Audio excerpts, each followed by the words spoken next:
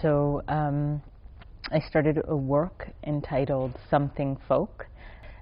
It's what I describe as a choreographic landscape, where questions about folk can appear.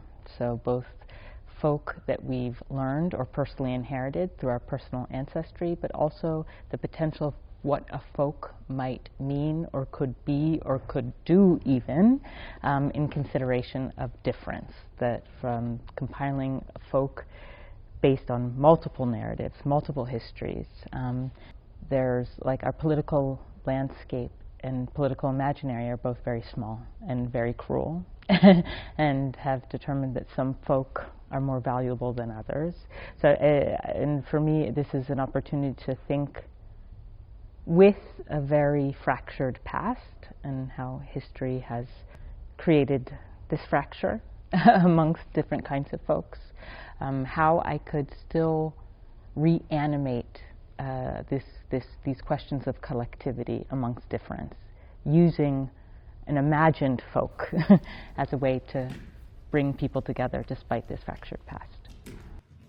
There are a number of influences that have inspired this work, but I'm using a kind of medieval landscape, in part inspired by a really beautiful film that I saw, Hard to Be a God. So I like this idea of this kind of allowing for this to kind of emerge in another time, and using that as a way to construct what I describe as a kind of allegory, or in terms aesthetically, I want the piece to have a feeling of like a moving painting.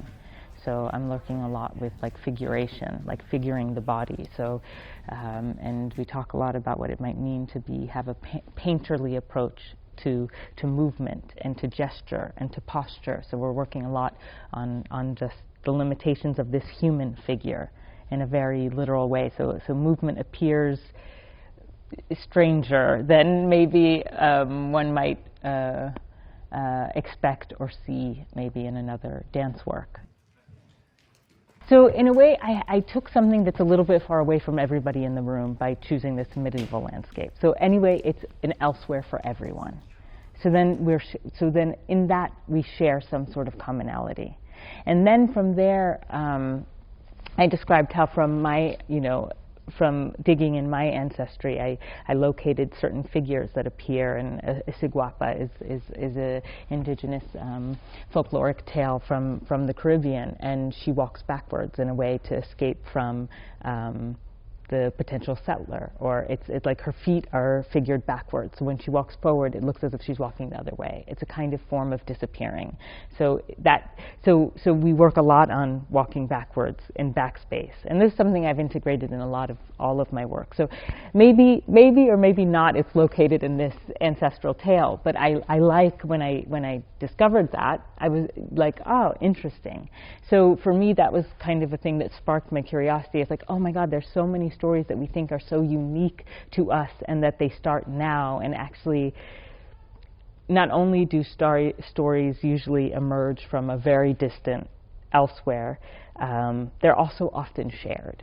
So there are things that, despite their cultural specificity, there are many folklores that actually operate similarly in terms of teaching us about the good, the bad, what to be careful of. I mean, they just are figured differently. They just look a little bit different, but their purpose, they have a similar purpose. And it's very important to communicate that I was not interested in doing any sort of like ethnography, right? And going to an elsewhere and picking up somebody's folklore and then having all of us learn it. For me, that wouldn't be appropriate, because actually we just have to listen and trust that all of us are full of these stories, and then how can we playfully animate them in a world that's shared.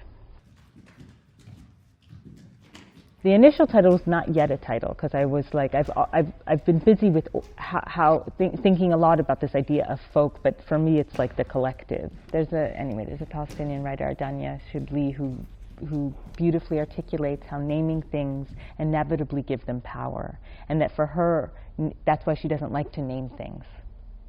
So, and for me, there was something very interesting about maybe making something that doesn't it doesn't have, like, this folk doesn't become an actual folk that says you can't be part of this, or you know what I mean? It can't concretize or become a folk only in and of itself. So there was something about not naming that I thought could be interesting, but then that's why I arrived something folk. It's like a thing that will remain kind of ambiguous or hopefully open-ended, especially now in consideration of the way in which politics operate. Like there's this both a kind of nativist return, this idea that this land is ours, a kind of possession based on this idea of who the folk are that deserve to be here and who don't. So like, and that's interesting to me that happens at the same time that there's questions around indigeneity, or that of course that the backlash of listening to others' stories is, let's possess ours and make sure it's only for us. That there's always this idea, so that retraction backwards and to try to possess something and try to make it stagnant, as if folk is something that isn't always constantly emerging and unfolding and being hybridized by new things and made, so to try to hold it in time. And then additionally, I think that there's this idea when you talk about folklore in a Western imaginary that you go to the Orient or you go to the global South to find the folk, to tell you some sort of authentic truth about their ancestral past or something. There's there are many representational traps, and whenever it's we go now to Madagascar to see those folk dances, and they are they will reveal some sort of truth to us, or so this kind of absurdity, and it's linked to a kind of ethnographic gaze and thinking that even some of this folklore might be trapped. So it's that represents the past, and we in the Western world represent the contemporary. What is so seductive about the folklore from and elsewhere? Why? When we could also find that just here, the folk right here and now, that's kind of always present, that's always emerging.